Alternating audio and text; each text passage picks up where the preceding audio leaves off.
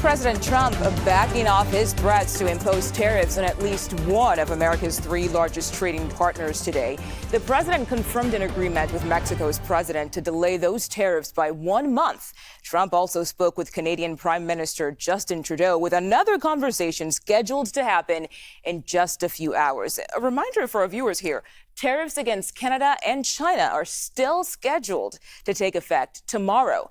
Now, those moves from the White House look to be having an effect on the market. You can see that there. This is a live look at the Dow Jones Industrial. At one point, the Dow fell more than 550 points.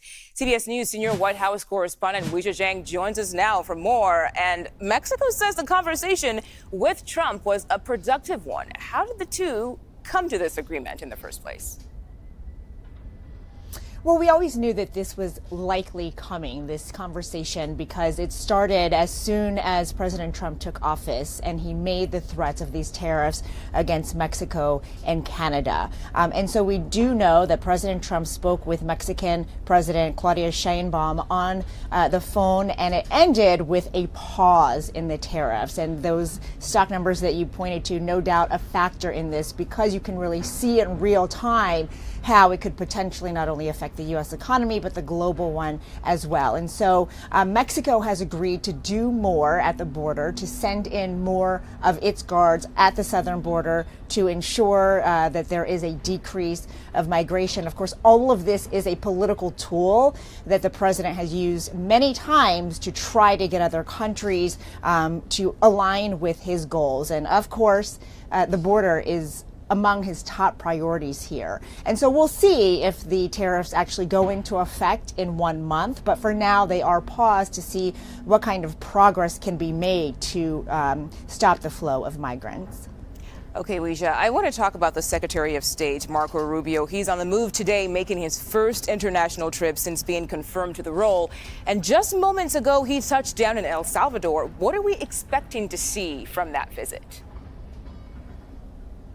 Well, we know that the secretary made some news. He confirmed the reporting of our colleague, Jennifer Jacobs, who had just reported minutes before that he would become the acting administrator of USAID. Of course, that is an aid organization here based in Washington that helps millions and millions of people across the world. And Elon Musk and his Doge agency had threatened to completely shut it down, which we know now is not happening. And so Rubio talked about that, about how he would be spearheading the effort to sort of reorganize that organization, and said there would likely be a reduction in workforce and a different amount of aid, but that it would not be shut down altogether. So we spoke about that. We also know that he is going to be talking to the president of El Salvador, which is a critical country for this administration in order to carry out its goals on immigration. Because when you're talking about mass deportations at the scale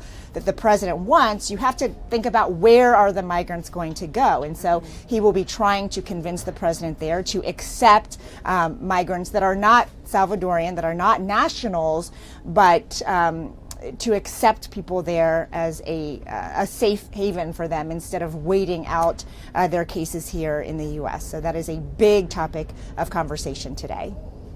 Let's talk about Defense Secretary Pete Hegseth. We know he's visiting the southern border for his first trip since being confirmed. What do we know about his goal there? Well, we know that he made this announcement himself on X, and he said that I'll be visiting our troops at the southern border. He said POTUS wants 100% operational control of the border, and we will deliver.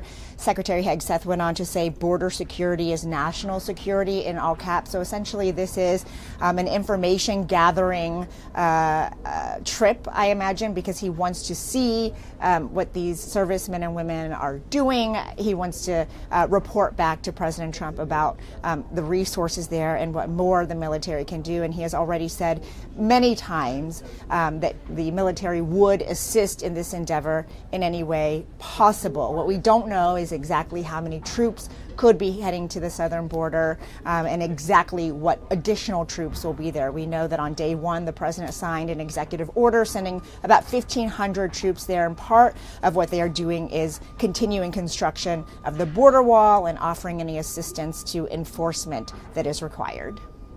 Okay, Weijia Jiang, thank you so much for your time today.